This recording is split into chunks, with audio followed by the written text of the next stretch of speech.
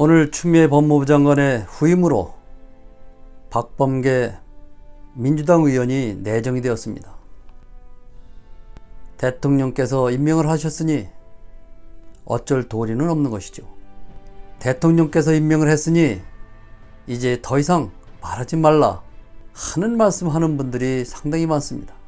또 과연 박범계 장관으로 개혁이 될 수 있을까? 라는 의구심을 갖고 있는 분들도 상당히 많습니다. 환영의 박수를 보낸다고 해서 박 후보자가 잘하는 것도 아니고 의구심을 갖는다고 해서 못하는 것도 아닙니다. 박범계 후보자는 생각을 해야 됩니다. 저는 기억합니다.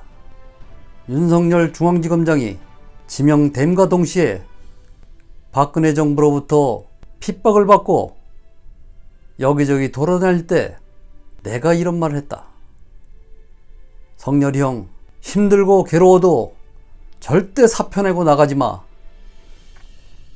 형 참고 기다려. 라고 하면서 자랑 삼아서 하던 이야기를 기억하고 있습니다. 물론 사람은 바뀔 수 있습니다. 그러나 저는 그 말에 동의하기가 힘듭니다. 검찰총장이 되기 직전까지 가깝게 지냈던 인사입니다. 그렇다면 윤석열이를 누구보다 잘 알고 있을 것입니다. 그의 성향을 잘 알고 있었을 것입니다.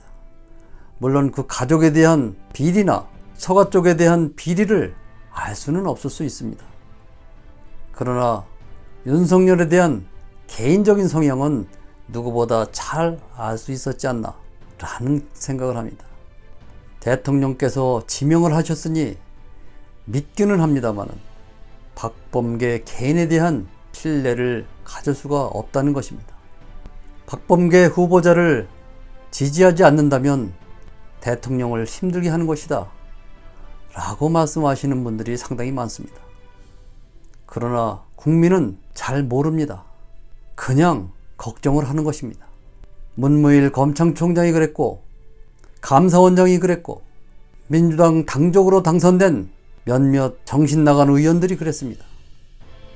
특히 김명수 대법원장에 대한 신뢰는 땅에 떨어졌습니다.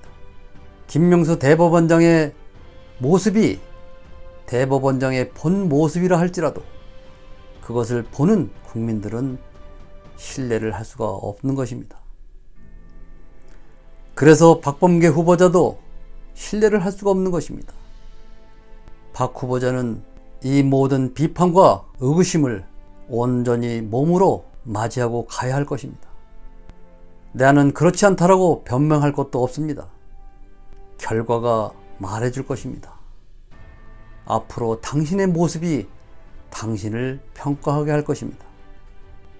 국민이 바라건대 그야말로 온몸을 던져 장렬하게 전사하는 장군의 모습으로 남기를 바라고 있습니다.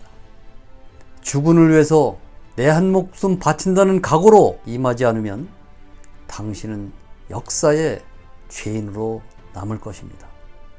당신의 몫입니다.